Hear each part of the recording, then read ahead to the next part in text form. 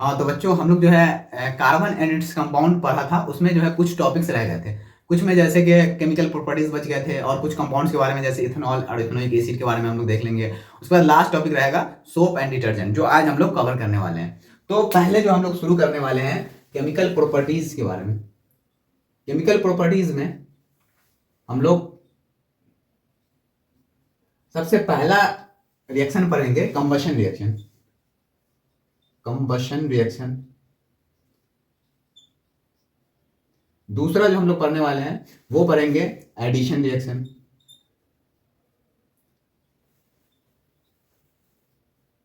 तीसरा हम लोग पढ़ेंगे substitution reaction.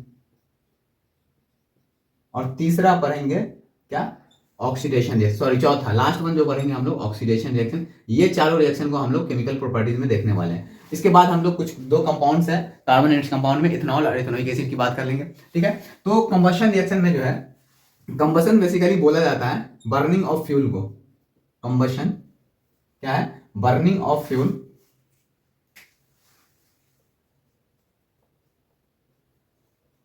In presence of oxygen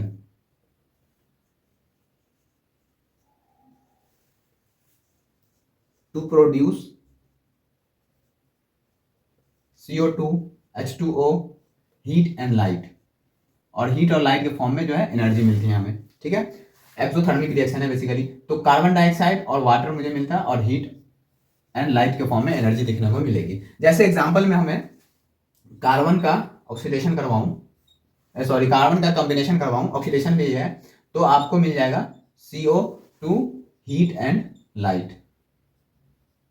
इसी तरह मैं अगर मैं मीथेन का कम्बशन करवा दूं, ठीक, तो यहां पे आपको जो प्रोडक्ट मिल जाएगा CO2, H2O and CO2 plus साथ में हीट एंड लाइट। ये सारी चीजें। इसी तरह मैं किसको करवा लूं, अल्कोहल का जो है कम्बशन करवा के देखता हूं। ये क्या है, इथेनॉल। इथेनॉल का कम्बशन करवाता हूँ इन प्रेजेंस ऑफ ऑक्सीजन। तो यहाँ भी आपको CO2 मिलेगा, वाटर मिलेगा और कार्बन डाइऑक्साइड मिलेगा। बैलेंस की जाती है रिएक्शन, आप लोग खुद बैलेंस कर लेंगे। बैलेंस हम लोग पहले चैप्टर में देखा था कैसे की जाती है। ठीक है, तो इस तरह से जो है आपको कार्बन डाइऑक्साइड, वाटर और हीट एंड एनर्जी मिलेगी। यहाँ पे जो है कंबशन में दो तरह की बातें होती है। जैसे अगर आप सैचुरेटेड हाइड्रोकार्बन को का कंबशन करवाए तो आपको जो है एक क्लियर जो है ब्लू फ्लेम देखने को मिलेगा। ब्लू फ्लेम क्लियर दिखेगा आपको। ठीक है, क्योंकि सैचुरेटेड में क्या होता है कि कार्बन का अमाउंट कम होता है, हाइड्रोजन का ज्यादा होता है। जैसे ये है मीथेन, ये एक सैचुरेटेड हाइड्रोकार्बन है। इससे पहले वाला वीडियो में हमने देखा था सैचुरेटेड एंड अनसैचुरेटेड। तो सैचुरेटेड में ये आता है, इसमें कार्बन का अमाउंट कम है, हाइड्रोजन ज्यादा है, तो अच्छे से जो है ये जल जाता है, तो इसलिए आपको जो है ब्लू फ्लेम देखने को मिलेगा। वहीं अगर अनसैचुरेटेड की बात करूं तो अनसैचुरेटेड में आपको जो है ब्लू फ्लेम देखने को नहीं मिलेगा। आपको क्या मिलेगा, येलो फ्लेम मिलेगा। येलो फ्लेम, इसके साथ क्या मिलेगा आपको, येलो फ्लेम विथ ब्लैक करके आपको, ब्लैक कलर का आपको जो है काला, किसको आप कह सकते हैं, मिलेगा। तो इसलिए इसको सूती भी बोलते हैं, सूती फ्लेम, ये मिल जाएगा। अगर मैं बात करूं, अगर सैचुरेटेड के केस में, अगर सैचुरेटेड हाइड्रोकार्बन के केस में अगर ऑक्सीजन आप लिमिटेड अमाउंट में दे रहे हैं, तब भी आपको जो है ब्लू फ्लेम देखने को नहीं मिलेगा। सैचुरेटेड के केस में, सैचुरेटेड के केस में इफ लिमिटेड ऑक्सीजन सप्लाई,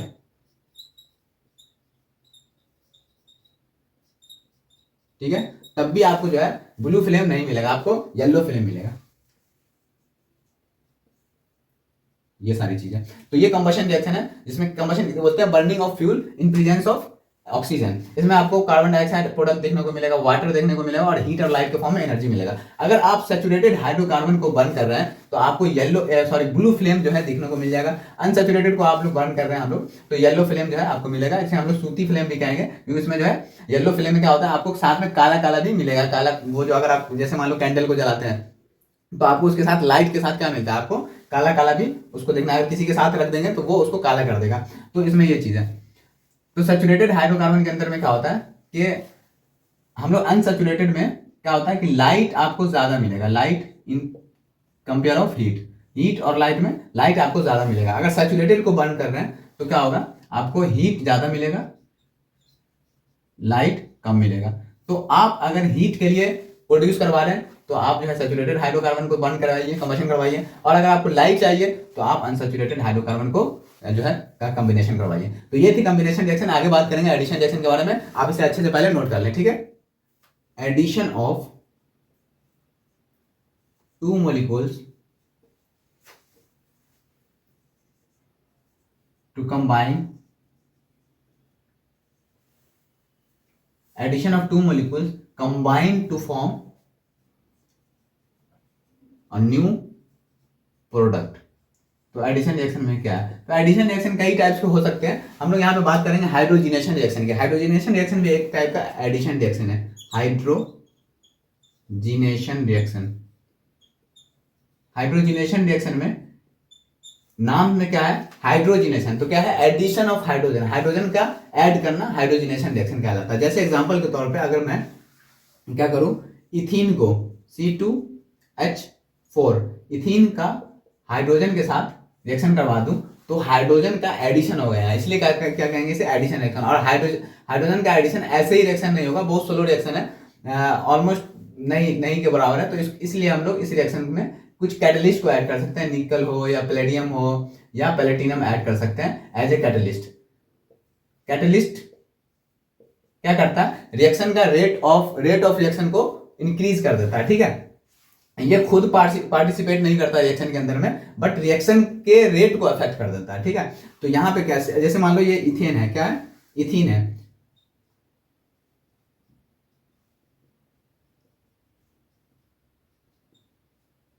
तो यहां से पाई बॉन्ड जो है टूट जाता है और यहाँ पे क्या होता है, हाइड्रोजन जो है, एक हाइड्रोजन इस कार्बन पे और एक हाइड्रोजन इस कार्बन पे जाकर ऐड हो जाता है इस तरह से।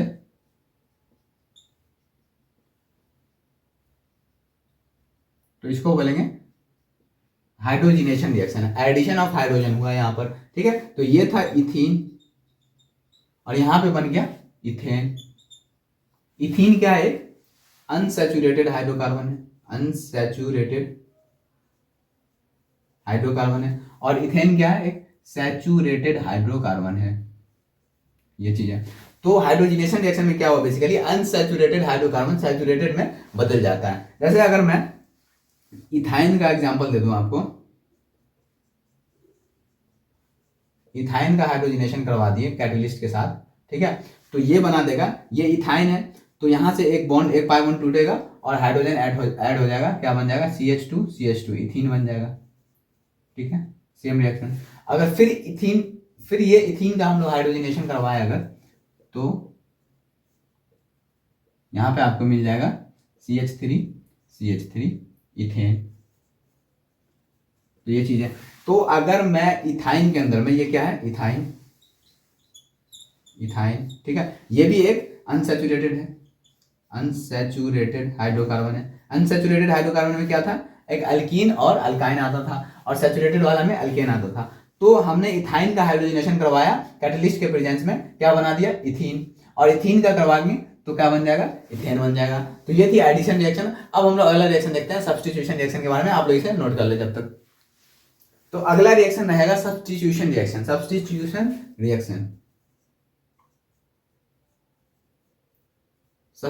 रिएक्शन में क्या होता है कि एक एटम या ग्रुप ऑफ एटम रिप्लेस कर दिया जाता है किसी दूसरे ग्रुप ऑफ एटम के द्वारा, तो उसको हम लोग क्या कहेंगे, सब्स्टिट्यूशन रिएक्शन। क्या होगा, उसमें सब्स्टिट्यूट होता है एक एटम या ग्रुप ऑफ एटम कह सकते हैं, an atom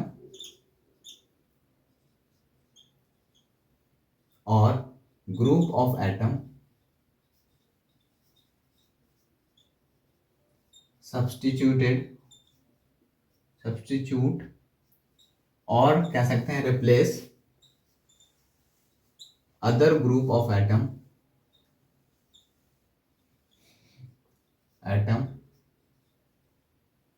is known as substitution reaction. जैसे एग्जांपल के तौर पर अगर मैं मीथेन का क्लोरीनेशन करवा दिया, ठीक है, और ये रिएक्शन के लिए हम लोग को जो है लाइट के प्रेजेंस में होगा, तो हम लोग अल्ट्रावायलेट रेडिएशन चाहिए सनलाइट से। तो ये क्योंकि ये रिएक्शन जो है ना फ्री रेडिकल रिएक्शन है, जो अभी हम लोग नहीं पढ़ेंगे, फ्री रेडिकल रिएक्शन क्या होता है आगे पढ़ेंगे 11th क्लास में। तो मीथेन का जो है रिएक्शन क्या हो रहा है, यहाँ Cl2 के साथ क्लोरीनेशन, तो यहाँ पे क्या होगा, कि कार्बन के पास 4 हाइड्रोजन लगे हुए हैं और चारों हाइड्रोजन जो होगा ये क्लोरीन जो है एक एक करके सारे हाइड्रोजन को रिप्लेस करते जाएंगे और क्या बनाएगा, तो यहाँ पे जो क्लोरीन मीथेन जो है क्लोरीन के साथ रिएक्शन करके बना लेगा CH3Cl, ये प्रोडक्ट बना लेगा, ठीक है, और H2 गैस रिलीज होगा। तो ये जो प्रोडक्ट बनेगा, एक क्लोरीन ऐड हो गया, बाकी एक हाइड्रोजन का रिप्लेसमेंट हो गया, यहाँ पे एक हाइड्रोजन का रिप्लेसमेंट हो गया और एक क्लोरीन का ऐड हो गया। तो एक एटम दूसरे एटम को रिप्लेस किया, that is known as substitution reaction, ठीक।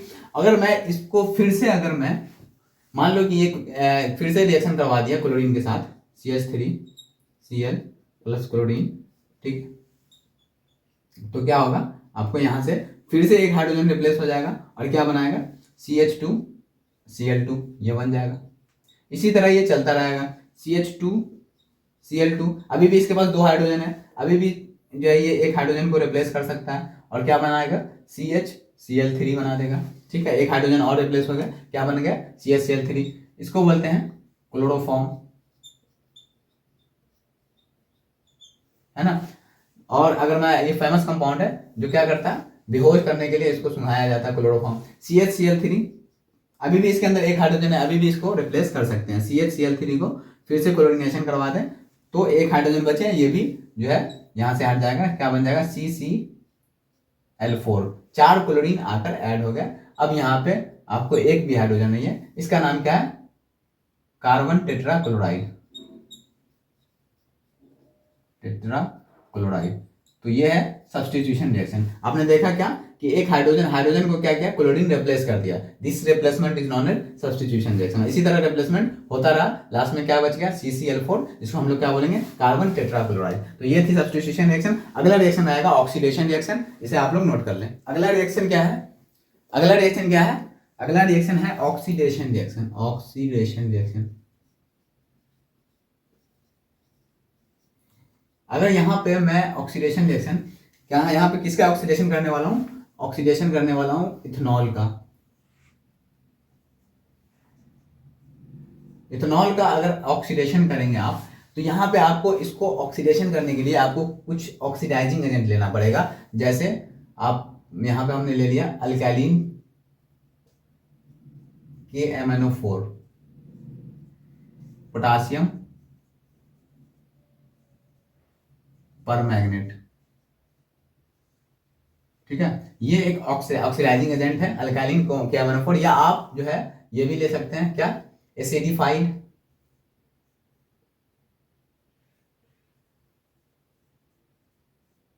Potassium dichromate, acidified potassium dichromate,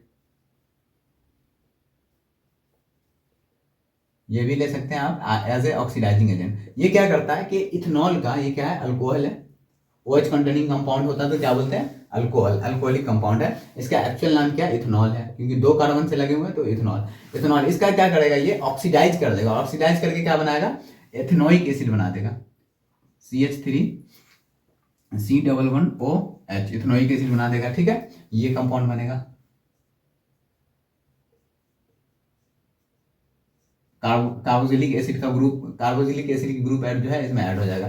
तो ये क्या करेगा, अल्कोहलिक ग्रुप को चेंज कर देगा कार्बोक्सिलिक ग्रुप में। इसको कहते हैं ऑक्सीडाइजिंग ऑक्सीडेशन। और ये जो इसका इस ऑक्सीडेशन में जो रोल लिया है, ऑक्सीडाइजिंग एजेंट का काम किया, वो है अल्कालीन KMnO4, या आप एसिडिफाइड K2Cr2O7 भी ले सकते हैं, जिसे पोटासियम डाइक्रोमेट कहते हैं, ठीक।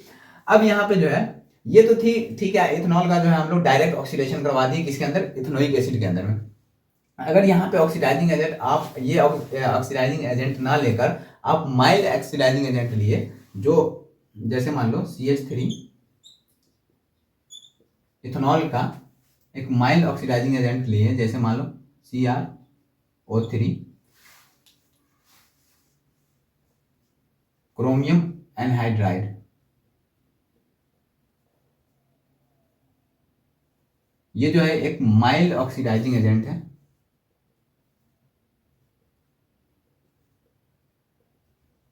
तो ये क्या करेगा, माइल्ड है इसलिए क्या करेगा कि डायरेक्ट इथेनोइक एसिड में नहीं बनाएगा, ये क्या करेगा, इथेनॉल जो है इथेनॉल में कन्वर्ट हो जाएगा, CH3 ये बना देगा ethanol.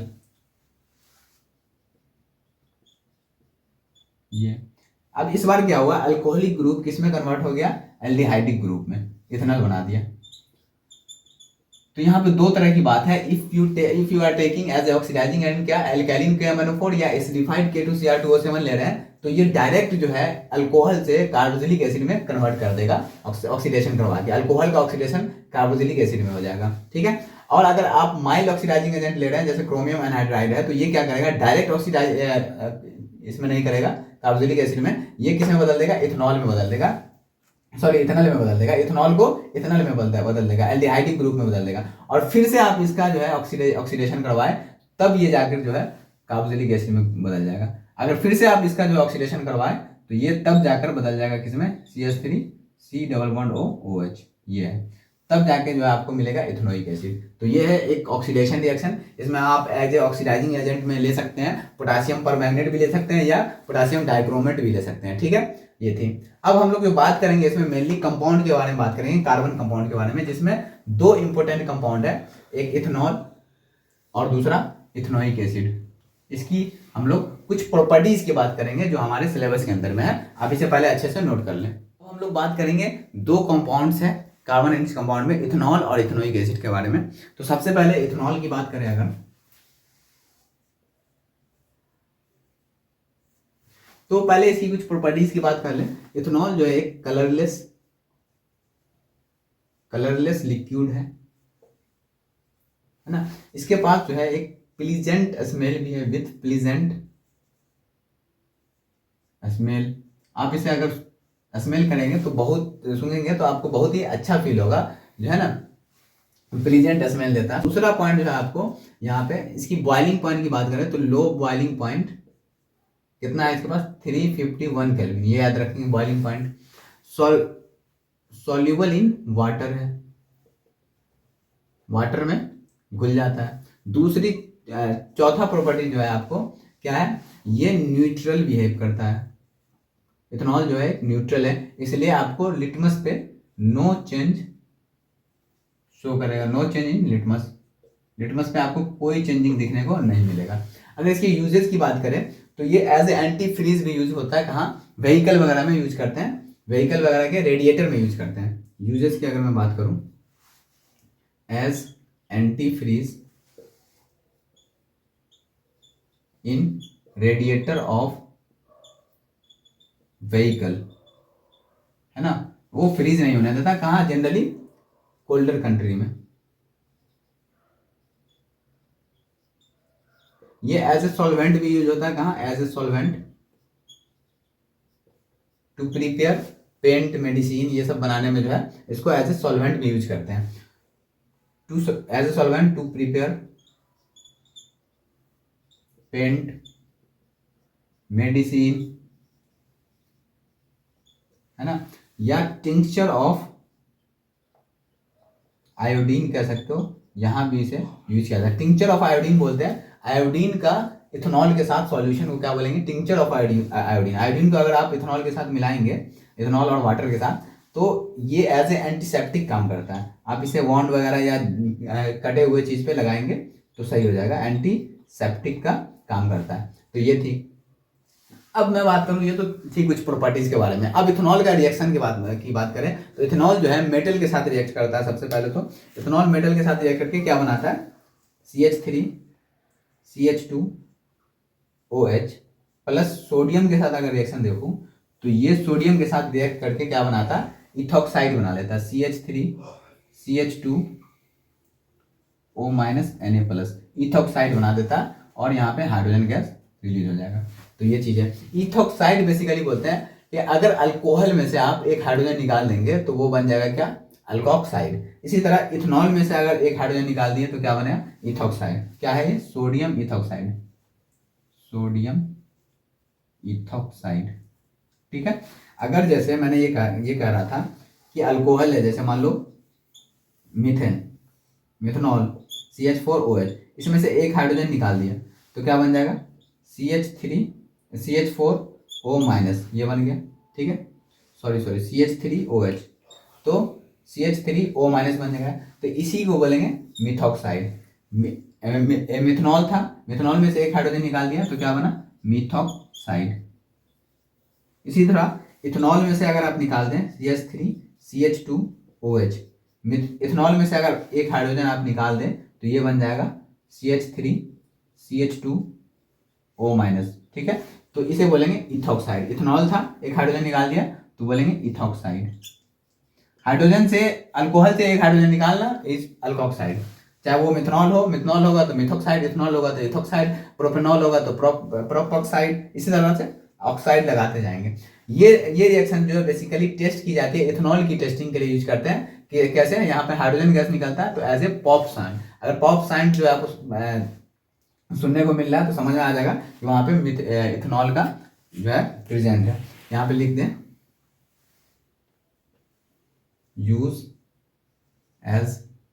used to test ethanol by pop sound, ठीक है। इस तरह से यूजेस करते हैं। तो ये था पहला रिएक्शन सोडियम के साथ। अब दूसरा रिएक्शन हम लोग देखेंगे किसके साथ, कॉन्सेंट्रेटेड H2SO4 के साथ। पहले आप इसको अच्छे से नोट कर लें, फिर बात करते हैं आगे।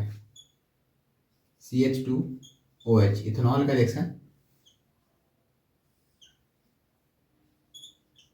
कॉन्सेंट्रेटेड H2SO4 के साथ रिएक्शन देखेंगे। कॉन्सेंट पहले ये बता दूं कि प्रोडक्ट क्या बनेगा, पहले ये देख लीजिए। प्रोडक्ट जो यहाँ बनेगा वो CH2CH2 यानी कि आपको बनेगा इथीन और साथ में वाटर, ठीक है। तो यहाँ पे आपको जो प्रोडक्ट मिल रहा है वो मिल रहा है इथीन। यहाँ पे रिएक्शन क्या है, ये कॉन्सेंट्रेटेड H2SO4 है। ये जो है यहाँ से हमें एक न्यूक्लियोफाइल मिलता है क्या, HSO4- और H+ में टूट जाएगा।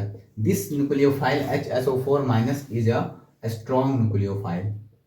क्या ये एक स्ट्रॉन्ग न्यूक्लियोफाइल का काम करता है। ये अब हम स्ट्रॉन्ग न्यूक्लियोफाइल, वीक न्यूक्लियोफाइल की बात यहाँ पे नहीं करेंगे, ये सब हम लोग पढ़ेंगे 11th क्लासेस में। यहाँ पे बस मैं जनरल बात बता दे रहा हूँ कि ये रिएक्शन आपके सिलेबस में गिवन है। तो ये एक काम करता है स्ट्रॉन्ग न्यूक्लियोफाइल का। और स्ट्रॉन्ग न्यूक्लियोफाइल क्या करता है कि हाइड्रोजन का रिमूव करता है कहाँ से, alpha carbon of carbocation. Carbocation के अल्फा कार्बन से हाइड्रोजन निकालता है, या beta carbon of leaving group. कहाँ से निकालता है, बीटा कार्बन के हाइड्रोजन से। किसके बीटा कार्बन, लिविंग ग्रुप से। तो यहाँ पे जो लिविंग ग्रुप है वो OH है।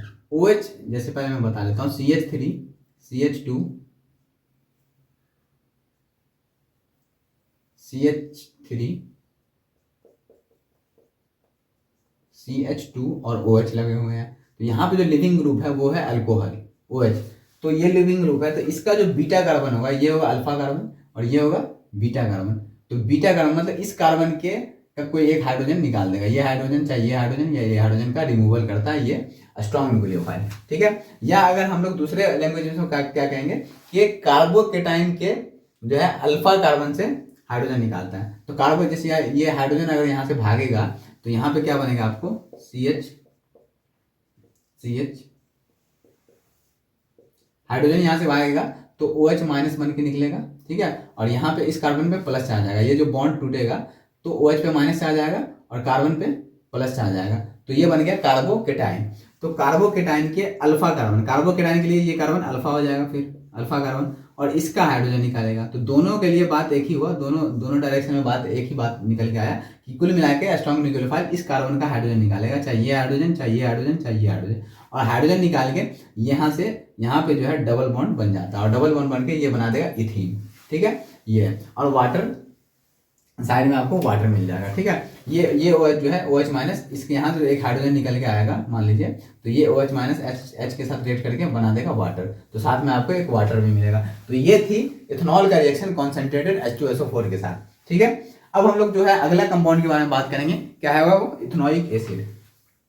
इथेनोइक एसिड, सबसे पहले इथेनोइक एसिड की अगर मैं बात करूं तो इथेनोइक एसिड जो है ये भी एक कलरलेस लिक्विड है, colourless with sour in taste, ठीक है। इथेनोइक एसिड है तो टेस्ट में सावर होगा। और कहाँ होता है, present in smell like vinegar, vinegar जैसा आपको स्मेल आएगा, ठीक है। ये चीज है, एक तो ये बात होगी। दूसरा बात ये है इसका बॉइलिंग पॉइंट जो है वो 391 केल्विन होता है, ठीक है। और इसको इथेनोइक एसिड को हम लोग ग्लेशियल एसिटिक एसिड भी बोलते हैं। इथेनोइक एसिड का वैसे हमने नोमेनक्लेचर में आपको IUPAC नोमेनक्लेचर के अंदर में बताया था, इथेनोइक एसिड का एक कॉमन नेम भी है, इसको बोलते हैं एसिटिक एसिड, एसिटिक एसिड। तो इसको हम लोग, ये क्या करता है कि विंटर सीजन में ज़्यादा ठंड में या आप फ्रीज में रख देंगे तो ये एक आइस बना लेता है, आइस बन जाता है एकदम। तो इसको हम लोग जो है ग्लेशियल एसिटिक एसिड भी बोलते हैं। Freeze during winter, that's why it is also called glacial acetic acid। ठीक है, तो ये थी इथेनोइक एसिड की कुछ प्रॉपर्टीज के बारे में। अब हम लोग इसके भी रिएक्शन कुछ देख लेते हैं, पहले आप लोग इसको नोट कर ले अच्छे से। अब देखते हैं इथेनोइक एसिड का रिएक्शन अल्कोहल के साथ। ठीक है, इथेनोइक एसिड का क्या करेंगे, इथेनॉल के साथ रिएक्शन करवाते हैं। इथेनोइक एसिड क्या है, एक जो है कार्बोक्सिलिक एसिड है। तो हम लोग इसको जनरल फॉर्म में ये कहेंगे कि कार्बोक्सिलिक एसिड का रिएक्शन हो रहा है किसके साथ, अल्कोहल के साथ। अगर आप करवा रहे हैं किसके प्रेजेंस में, कॉन्सेंट्रेटेड H2SO4 के प्रेजेंस में, तो आपको जो प्रोडक्ट मिलेगा वो मिलेगा ईस्टर और साथ में वाटर। ठीक है, तो कार्बोक्सिलिक एसिड में हम लोग इथेनोइक एसिड पढ़ रहे हैं, तो इथेनोइक एसिड ही कंपाउंड लेते हैं पहले, CH3 C++OOH, ये क्या है, इथेनोइक एसिड। इसका रिएक्शन करवा देते हैं इथेनॉल के साथ, अल्कोहल में ले लेते हैं इथेनॉल, CH3 CH2OH। ठीक, रिएक्शन करवाता हूँ कॉन्सेंट्रेटेड H2SO4 के साथ। तो यहाँ पे जो आपको प्रोडक्ट मिलेगा ये आपको देखता हुआ ये मिलेगा, ये ग्रुप जो है यहाँ पे जाकर ऐड हो जाएगा और ये ग्रुप यहाँ से निकल जाएगा। तो आपको जो प्रोडक्ट मिलेगा वो मिल जाएगा CH3 C++O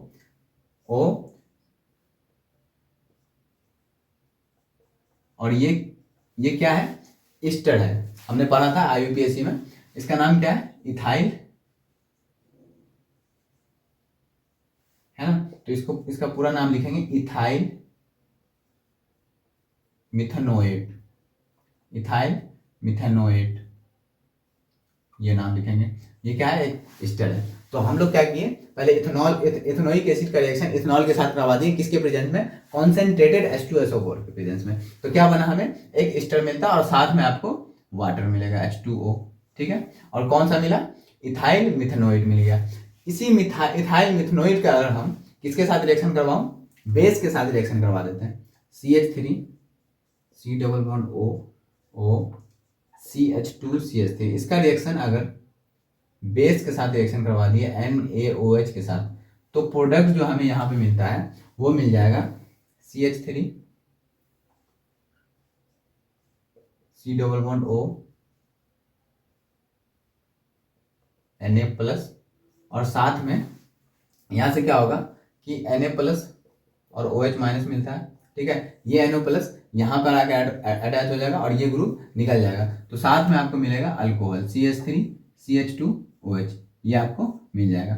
ठीक है, तो यहाँ पे क्या, ये क्या मिला, sodium salt of carboxylic acid. और ये रिएक्शन जो है हम लोग सोप को बनाने में यूज करते हैं। This reaction is use for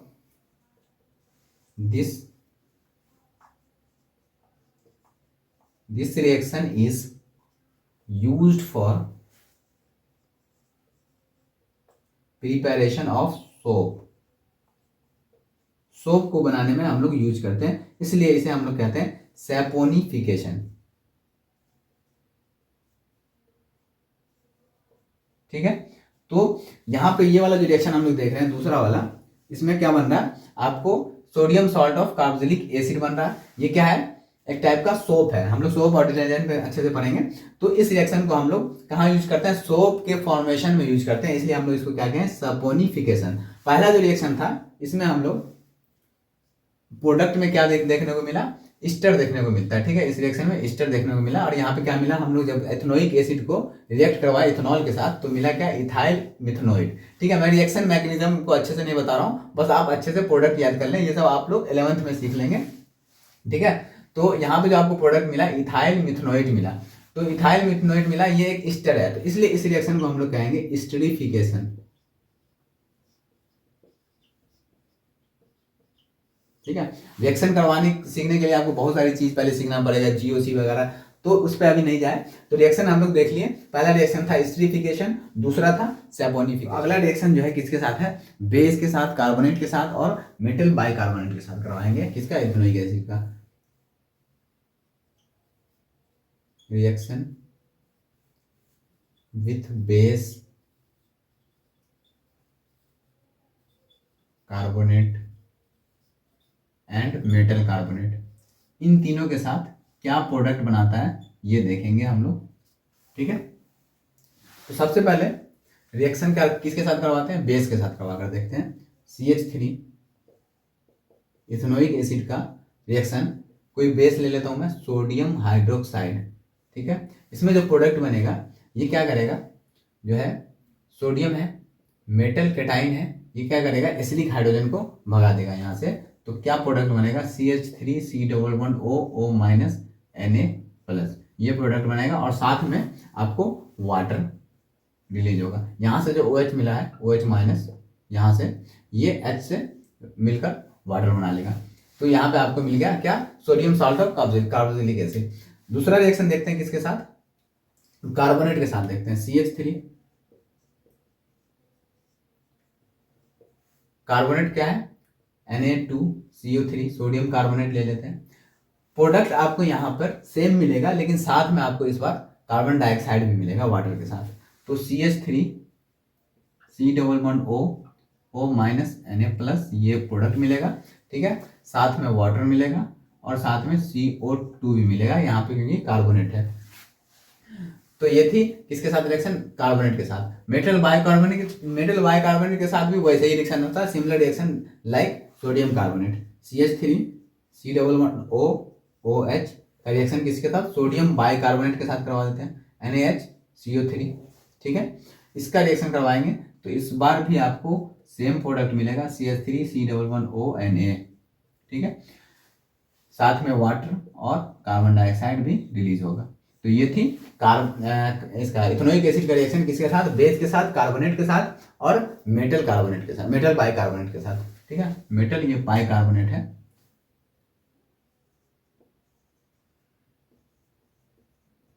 metal bicarbonate के साथ। तो ये थी, यहाँ पे हमारा केमिकल प्रॉपर्टीज खत्म हो गया। और क्या खत्म हो गया, रिएक्शंस खत्म हो गए, जितने भी रिएक्शन थे वो पढ़ लिया। उसके बाद 2 कंपाउंड थे, इथेनॉल और इथेनोइक एसिड, उसके बारे में भी पढ़ लिया। अब जो हमारा लास्ट टॉपिक है वो है सोप एंड डिटर्जेंट। इसे आप अच्छे से नोट कर लें पहले। अब हम लोग पढ़ेंगे सोप और डिटर्जेंट के बारे में। ठीक है, सोप एंड डिटर्जेंट। सोप क्या होता है, सोप एक सोडियम और potassium salt of long fatty acid है। ठीक है, सोडियम लिखेंगे यहाँ पे, sodium and potassium salt of long chain fatty acid. इसका स्ट्रक्चर अगर मैं बनाऊं तो ये इस तरह से है, C15, पहले कंपाउंड का नाम लिख लूं, C15H31 COO- Na+। ये सोडियम सॉल्ट भी हो सकता है और पोटेशियम सॉल्ट भी हो सकता है। ठीक है, सोडियम की जगह K+ भी हो सकता है। तो अगर मैं स्ट्रक्चर बनाऊं,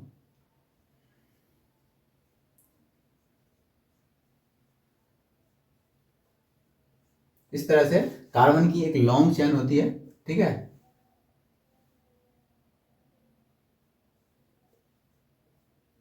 ठीक है, ये इस तरह से, और Na+, ये है, ये क्या है, सोडियम और potassium salt of long fatty acid है। ये वाला जो पोर्शन है इसको हम लोग कहते हैं हेड, ये वाला पोर्शन को हम लोग कहते हैं हेड। और ये एक आयोनिक पार्ट है इसका, जिसको पोलर भी कहते हैं, पोलर हेड। ठीक है, और बाकी जो पोर्शन है इसे बोलते हैं टेल, जो नॉन पोलर है। ठीक है, अब ये पोलर है तो क्या करेगा, ये क्या है, हाइड्रोफिलिक है, हाइड्रोफिलिक नेचर का होता है। हेड वाला जो पोर्शन है वो हाइड्रोफिलिक नेचर का होता है।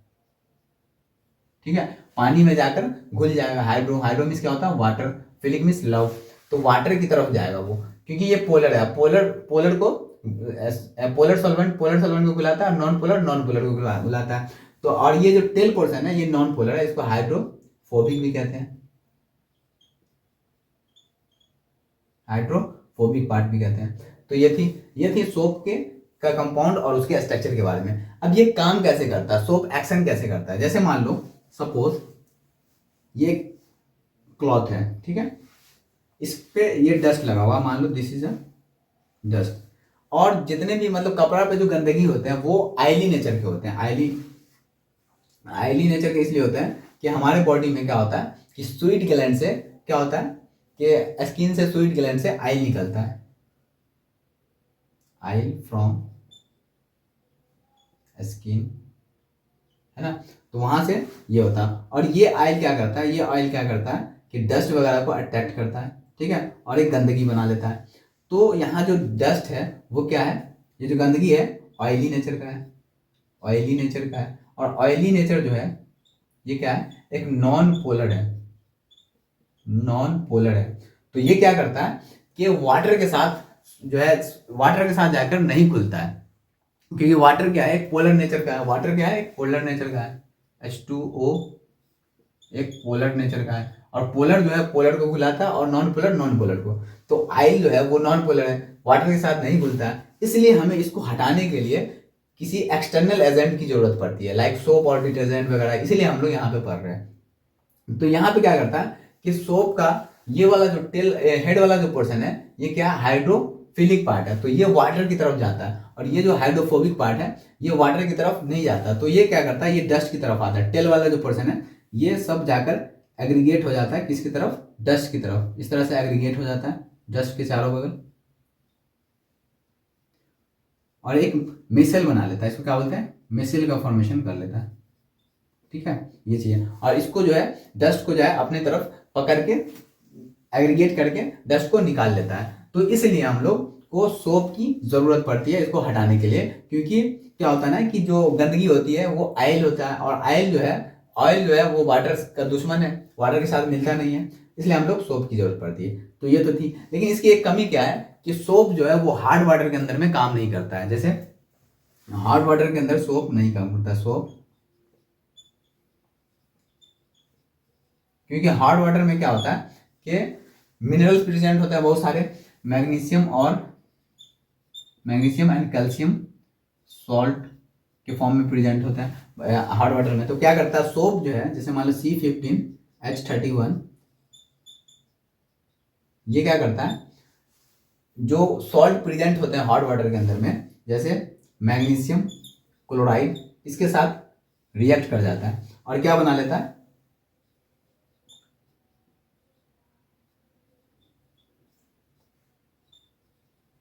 प्लस NaCl, ये बना लेता है। यहाँ पे एक डायमर का फॉर्मेशन कर लेता है, और ये जो डायमर है ये एक वाइट प्रिसिपिटेशन है, ये वाइट प्रिसिपिटेट है और इनसॉल्यूबल है। तो यहाँ पे क्या होता है कि एक इनसॉल्यूबल प्रिसिपिटेट बना लेता है, इसलिए हमारा बहुत सारा जो है सोप जो है खर्च हो जाता है, खत्म हो जाता है, लेकिन साफ नहीं होगा। इसका रीजन क्या है कि ये एक वाइट प्रिसिपिटेट बना लेता है,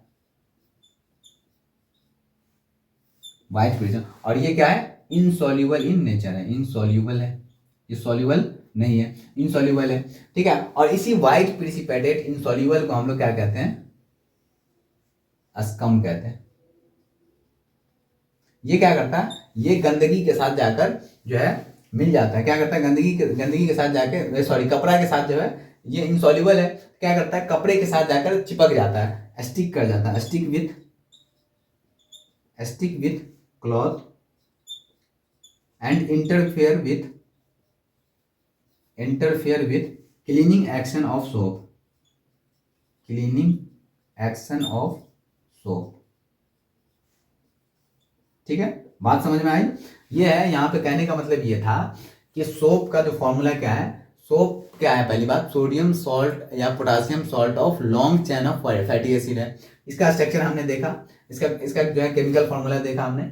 इसका जो हेड वाला पोर्शन है वो क्या है, एक आयोनिक पार्ट है जिसको पोलर पार्ट भी कहते हैं। हाइड्रोफिलिक है, तो ये क्या करता है, वाटर की तरफ रहता है। और बाकी जो टेल वाला पोर्शन है वो डस्ट की तरफ आता है। इस तरह से आप देखेंगे टेल जो है जाकर डस्ट की तरफ चिपक जाता है और क्या करता है, उस डस्ट को निकाल देता है। लेकिन इसमें एक प्रॉब्लम क्या है कि सोप हार्ड वाटर के साथ काम नहीं करता, क्योंकि हार्ड वाटर के अंदर मिनरल प्रेजेंट होते हैं, मैग्नीशियम और कैल्शियम सॉल्ट प्रेजेंट होता है, इसके साथ जाकर रिएक्शन कर लेता है। सोप है ये, इस सोप क्या करता है, इसके साथ जाकर रिएक्शन कर लेता है, जो मिनरल्स प्रेजेंट होते हैं किसके अंदर, हार्ड वाटर के अंदर में, और एक डायमर का फॉर्मेशन कर लेता है। This is a dimer.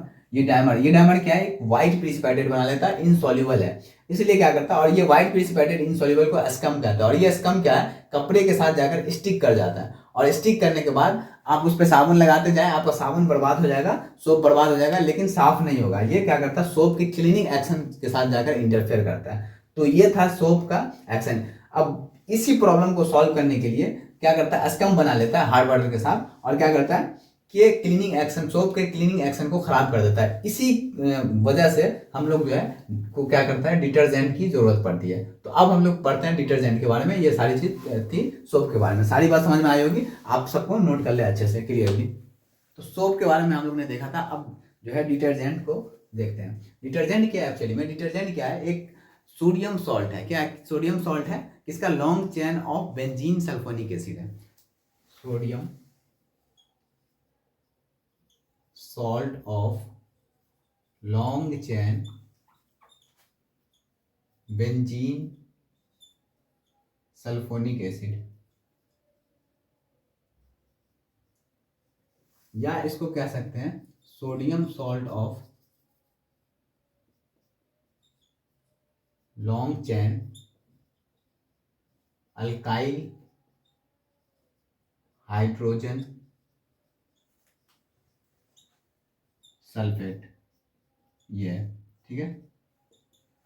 या तो क्या है, sodium salt of long chain benzene sulphonic acid कह सकते हैं डिटर्जेंट को, या sodium salt of long chain alkyl hydrogen sulphate कहेंगे, ठीक है। यहाँ पे दो स्ट्रक्चर है डिटर्जेंट का, ये है सोडियम पैरा डोडेकाइल, इसको हम लोग क्या कहते हैं, बेंजीन सल्फोनेट भी कहते हैं, ठीक है। दूसरा स्ट्रक्चर आपको दिख रहा है सोडियम लोराइल सल्फोनेट, ये चीज है। इसकी खास बात है डिटर्जेंट की कि ये डू नॉट precipitate with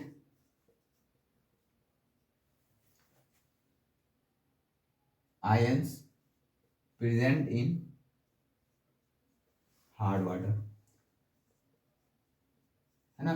जो हार्ड वाटर में आयंस जो प्रेजेंट है उसके साथ प्रिसिपिटेट नहीं बनाता है। कौन सा आयंस, कैल्शियम और मैग्नीशियम आयन, ठीक है। क्योंकि हार्ड वाटर में क्या प्रेजेंट है, कैल्शियम और मैग्नीशियम का सॉल्ट प्रेजेंट होता है, जो क्या करता है, सोप के साथ डिस्टर्बेंस करता है, सोप को अपना एक्शन करने नहीं देता, क्या बना लेता है, एक स्कम बना लेता है। वो स्कम आपको यहाँ डिटर्जेंट के साथ दिखने को नहीं मिलेगा, इसलिए हम लोग बहुत सारी जगह डिटर्जेंट भी यूज करते हैं। तो यहाँ पे आपका चैप्टर हो गया समाप्त। कार्बन